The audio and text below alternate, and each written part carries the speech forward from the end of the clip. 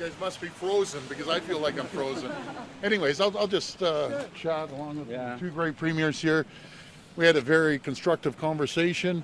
We appreciate the Trump administration facilitating this literally in the last minute, and we're grateful. We listened, we communicated, and we look forward to further conversations. Who did you speak with exactly? I'd rather not disclose that. High-ranking Trump administration. Is it James Blair, sir? That has been reported already. It'd be great to get a name out there so we can confirm it for the. Well, I'm not at liberty to say, to be frank with you, but it's a very high-ranking administration. What is the takeaway? Premiers, did they give you a sense of how Canada can stave off tariffs? What Canadians, what the government, what the premiers can do? Well, it's a good conversation, back and forth, and it was a very positive conversation. So we'll see how we move forward, and once all their secretaries get sworn in, then we can move forward. But do you have any comments, Was it just gentlemen? one member of the administration? Just one or several? Can you just give us a sense of where you would Just a couple people. And I think that's the next things that you can look forward is the Secretary of Commerce will be sworn in. Minister LeBlanc will be working with him, and premiers will be supporting that work and reaching out and doing our own advocacy like we have been for the last day or two.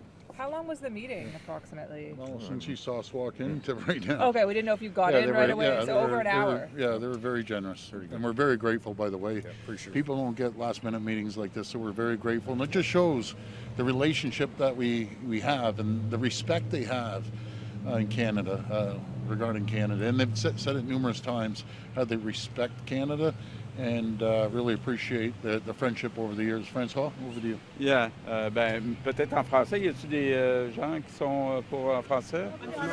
En anglais, in English. We had, like Doug said, we had a good conversation with two people, high level, and we discussed ways to come back with a good relationship between Canada and U.S. and. I think we had answers or ways to progress. Yeah, thank you, everybody. Appreciate it. President Trump was at the White House today. Were you disappointed? Were you disappointed he didn't pop in, Premier? Yeah. What did you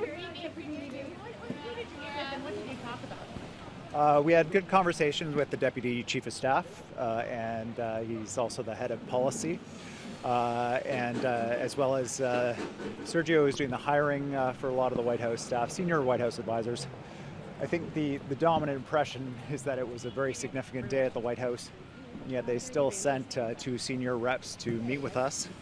It was a good conversation. I thought it was constructive. There were some very frank moments across the table, and they urged us to take the president at his word. And so we will certainly do that. Do you feel that the tariffs are coming or inevitable when you say take the president at his word? Well, when he talks about his concern about the border, about issues of fentanyl, the need for us to work on those things, that we should take that very seriously, that the engagement that he's having is about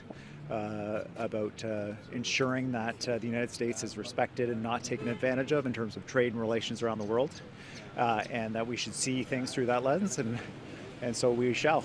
Are any of the things that we're doing moving the needle in any way, like the fentanyls are, et cetera? Well, my impression was that there was an understanding that what Canada had done around the border had caught the president's attention, resulted in the pause, but that work needed to continue, and that we should continue to return for these meetings and discussions, especially once the key personnel were confirmed, for us to be able to engage with a little more constructively. I understand that Canadian premiers are paying $85,000 a month for lobbying here in Washington. Are we getting bang for our buck there? Are these meetings significant enough to pay that kind of money? Well, I think it's really important that we're in these rooms and we're having these conversations with key personnel. This was a meeting on short notice with senior decision makers in the White House on a day in which the president's actively engaged with Ukraine and Russia, So I was glad for the conversation. I'm glad they made the time, and we'll continue to have this engagement. Premier, you mentioned Premier, frank the discussions. What frank aspects did you put forward? Did the premiers put forward? Was there any concerns about Trump's ongoing comments about Canada being the 51st state? Yeah, we had frank conversations where about the 51st state comment, where we underlined that that was a non-starter. That was obviously consistent among all the premiers, for my part, just underlining how important it was to share information and concerns related to fentanyl on the border with the premiers as well. There are enforcement actions that we can take to make sure that information is flowing. If these are the key points of frustration for the president, we want to take action on those things too. Premier Evie, I think the public might find it weird that you're not saying who you met with. Was there some sort of agreement that you weren't going to name the officials? Like, no. why can't you just tell us who you met with? Yeah, no, it's James Blair and Sergio. I forget Sergio's last name. He's head of personnel for the White House. No, that's all right. Yeah, no, I understand they would find that weird. We knew we were meeting with Mr. Blair. We didn't know we would be meeting with Sergio as well. It was a very fluid moment, and we weren't sure who was going to come in actually. And did they promise to send your message back to the president? I think there's a lot of questions about whether it's actually getting through to the person who makes the decision. Yeah, they committed to share our message of willingness to engage and to work on key areas of agreement, and that Canada would never be the 51st state. One more question. What happens now? You've had your meeting. Did you pledge to talk again in the future? Are you going to come up with some sort of other kind of security plan to discuss? Yeah, their key suggestion for us was once their key personnel were confirmed, the Commerce Secretary, Trade Secretary, that will be in a much better position to engage, and that we should continue to meet and come back, especially once that had happened. Okay. Thanks very much, everybody. Thank you. Okay, is that all of them? We missed Smith. Did you confirm that it was Smith 8.